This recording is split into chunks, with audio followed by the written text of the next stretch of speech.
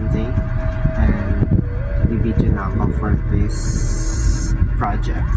And my name is Trashmar Eiriga from 11 Mozart and currently 16 years old, living in Matandang Balara, Quezon City.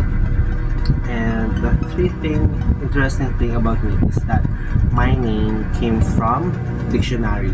Since lahat kami magkakapatid, nagsisimula sa letter T, nawala na ng idea si Papa para sa akin. So, pumunta siya sa dictionary and doon niya nakita yung pangalan ko. Nung una dapat Tyrone yung pangalan ko. Then, sabi niya medyo common. Kaya ginawa niya Trench. Then, the second thing is that my birthday is Friday the 13th. March 13, 2009. So, Friday the 13th siya.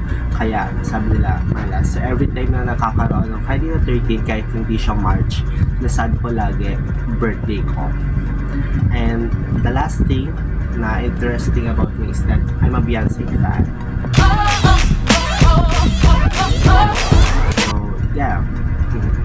And yung goal ko for the class is that to achieve a high grade and of course to be consistent and to have an active participation in the class.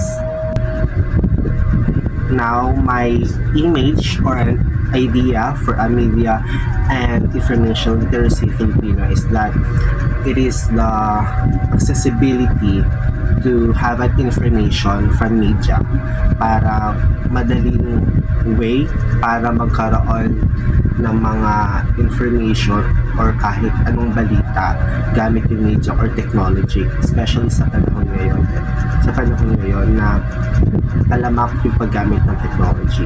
So parang gano'n siya, especially the subject is empowerment and technologies.